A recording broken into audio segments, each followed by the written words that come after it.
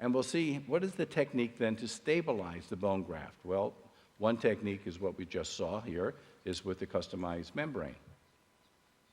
So no matter what in the area of bone loss because of remodeling, because of bone resorption from taking out teeth, there is the ability to place an implant at the same time that we do a bone graft. The beauty of using the NeoBiotech system and the implant that I like to use is that we're going to be able to have good stability at the apical portion as well as the middles and the crestal. So even in this situation, I can graft it, I can use a membrane to sustain the graft because my implant will be stable. Without the stability, the implant would have some micro movement and your graft would fail, and the implant would fail. The important part is to remember this is implant stability. It is not yet osseointegrated.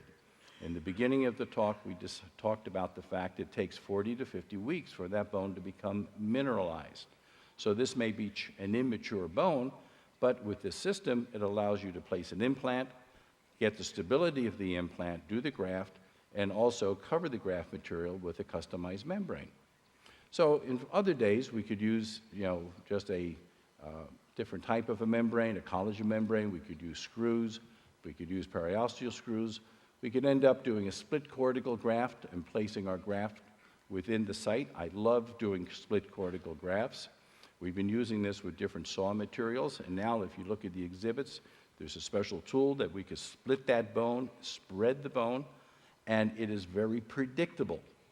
It is predictable because you're going to look at the cancellous compartment.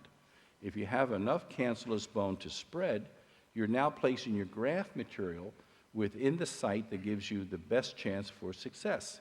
Remember that one slide shows that maybe 60% of our bone healing capability comes from the cancellous compartment. So with a large cancellous compartment, this works. If we're doing mostly of an onlay graft, a particulate graft, and we need to stabilize that, then we're going to use this customized titanium membrane. We could use it to place over different sites where we have an implant, or a larger site if we're only placing the graft. You want to look at the GBR kit because it's going to give you all of the screws, the spacers, and everything we're going to need in order to do this type of surgical procedure. And because the protocol is very simple, you go from step 1 to step 2 to step 3. It makes a very simple technique. Now, in this case, we're placing an implant. Actually, we placed 2 implants.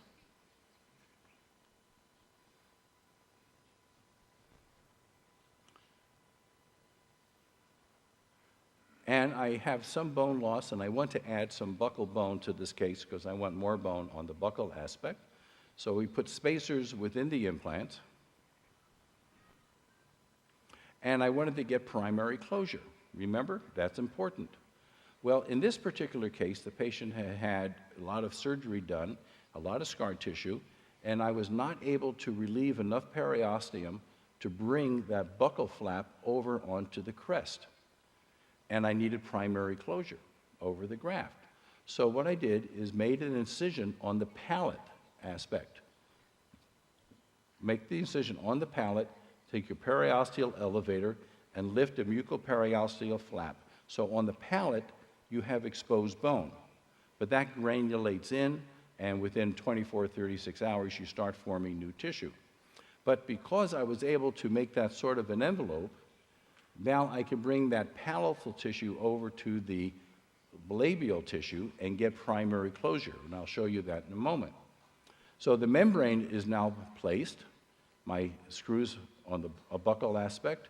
I make sure that this is going to be easily done when I bring my membrane back over to the implant.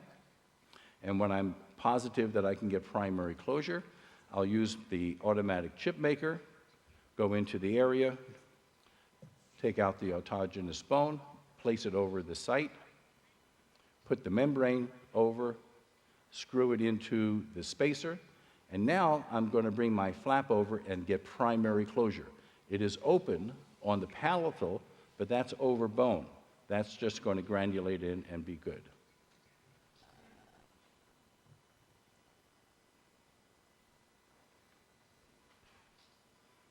Now, in this case, we have bone loss. The implant is within the cancellous compartment.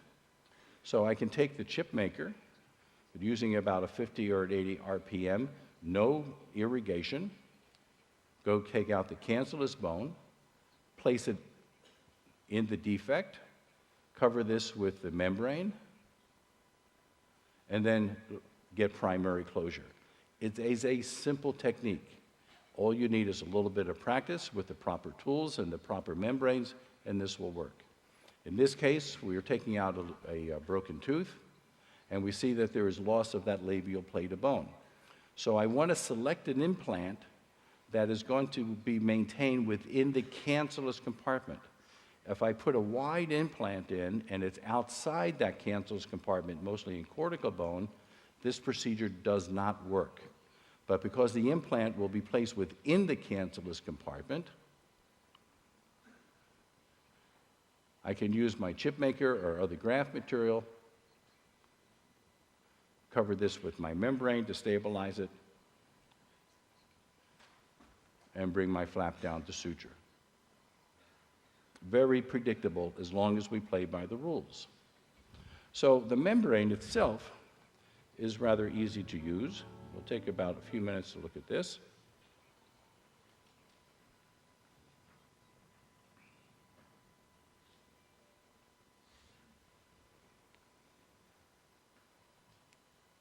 I hope.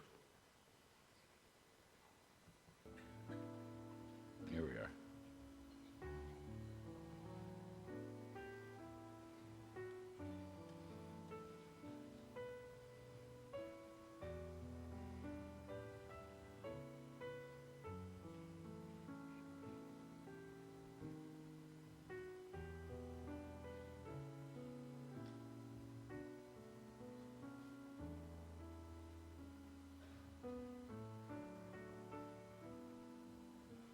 So if we look at this and examine the site, it's everything we talked about. The implant is within the cancellous compartment. We're using autogenous bone from the chip maker to place around the implant, providing us more bone. We're tapping into the cancellous compartment in that site to give us where our cells and blood supply come from. And we're going to stabilize that whole procedure, with our membrane.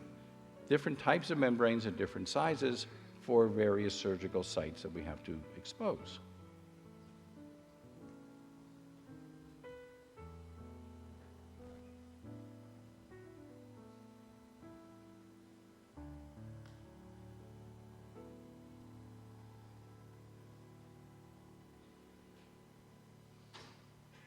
So following the rules, this becomes a rather predictable surgical procedure. And if we understand that these implants at the time are stabilized, but they're not yet integrated, then we'll plan the prosthetic reconstruction not to put excess stresses on the implant, because we don't want any micro movement of the implant that will hasten more failure. And again, it takes that 40 to 50 weeks for bone to become mineralized. But if we play by the rules, we're going to have a successful implant, bone graft, and prosthetic reconstruction. So what else do we have? Well, with our tent screws, we can add height as well as width of bone. In this case, this happens to be a physician who didn't do very good with his home care, and we have a lot of bone loss. And if we look at the CT scan, we have bone loss on the crestal area. We have lost labial as well as vertical as well as horizontal bone. And I want to place implants at some time after I reconstruct the area.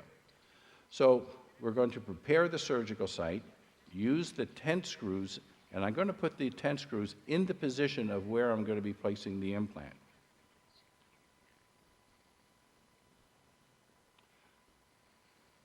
Do the graft, bring my membrane over,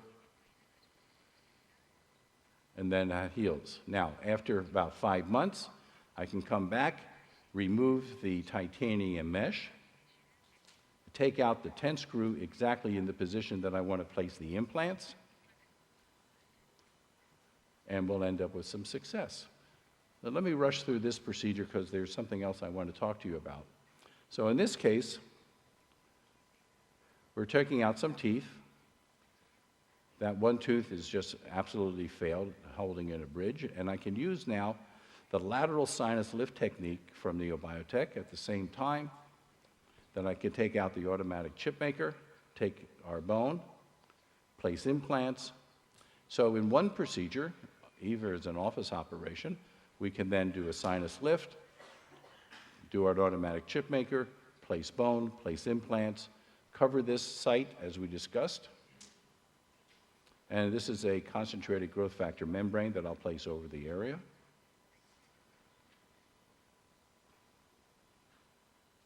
And you can see there, this is where the membrane, and this will all go on to healing.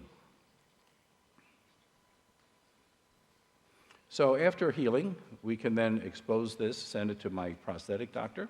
We'll do a bar system overdenture appliance, and we have a happy patient.